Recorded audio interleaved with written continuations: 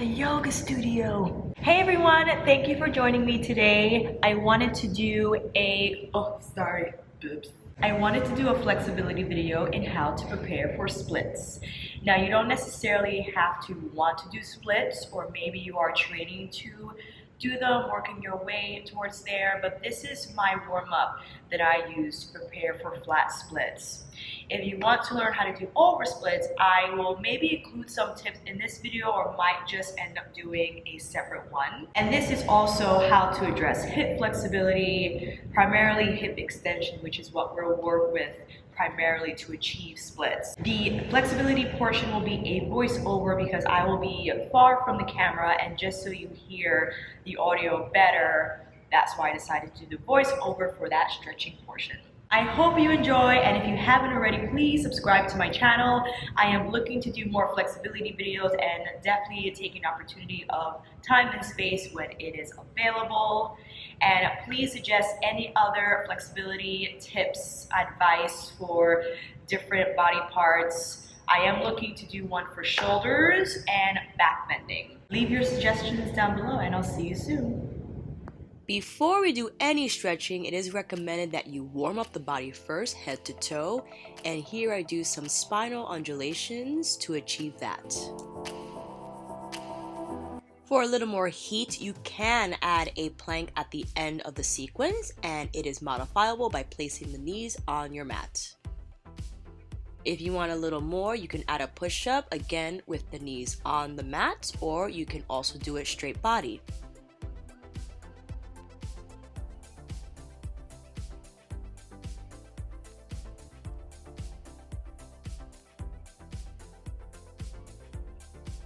For another variation, you can go knee to elbow, opposite here I'm doing, and really trying to get that thigh in tight to the arm.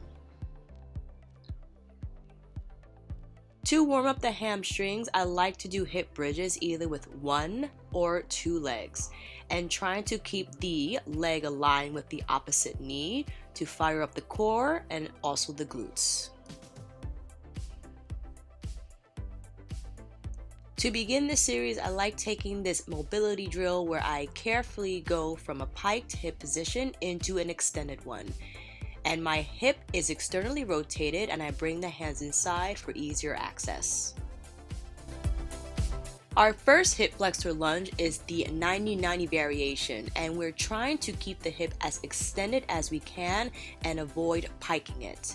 See how the front part of my hip is flat, and I draw my abdominals in to increase the stretch while pressing my glutes forward. The next variation is a low lunge, and here I do an active drill where I keep my hip extended while straightening the back knee. You can use blocks for support, or if you want to add more weight, arms overhead. For any lunge variation, try to avoid placing the torso over the front thigh. You want to be as upright as you can, and if that proves difficult, use blocks for an assist. For the low lunge, you can place hands on the front thigh, arms overhead for additional weight, and we do the whole thing on the other side.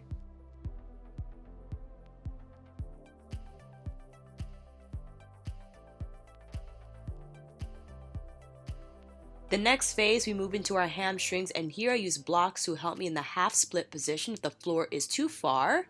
If I need less floor, I'll prop them down, and I prioritize squaring off my hips, keeping the knee straight and the ankle completely flexed.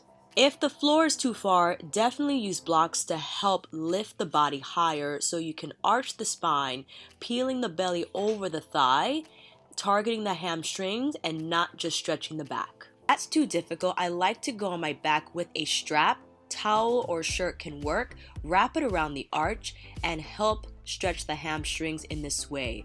For increased stretch, you extend the standing leg on the floor. You could also grab the thigh, calf, or ankle. Try to avoid the knee, keeping both legs as straight as you can. Try not to lift off the floor or bend the standing leg on the mat. Here is an open hip deep lunge variation where you are still keeping the hip extended and completely parallel, but you are turning out the front hip. And you can use blocks to lift the body higher. You can press out the thigh to increase the stretch, go down to your forearms. And for the quad, gently try to pull in your heel to butt. If that is too difficult, use a block to lift the body higher and try not to pike. If that's happening, get the floor to you, drop the hip, and heel to butt. A second variation for the quad stretch is to grab from the same side, which is a little more difficult than grabbing from the opposite end. Just make sure you keep dropping that hip while you're pulling the heel in.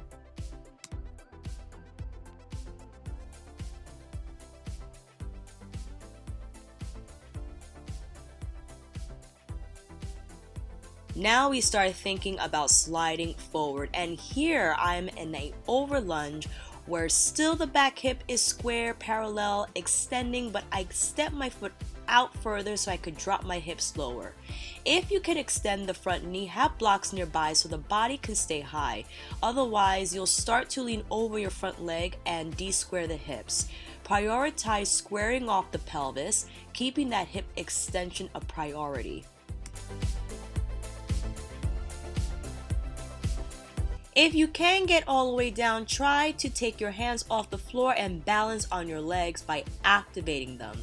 To test that you are square, do a twist or arms overhead. To increase the stretch, pull the back heel in towards your butt while keeping the hips square. If that's a little too difficult, grab a block to help balance. Try not to lean the body forward. Keep it as upright as you can and target the hip flexors and the quadriceps. We do the same thing on the other side. If you've mastered flat splits, then yes, you can lift the front leg higher, 1 or 2 blocks higher or more. Go crazy. But don't let that back hip turn out whatever you do. Keep the hip extension, the pelvis square. You can add a twist to test out to make sure you are square. And you could even add that quadricep stretch to the oversplit variation.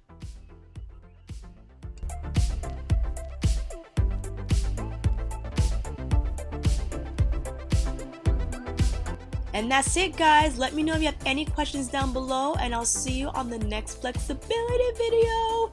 Take care.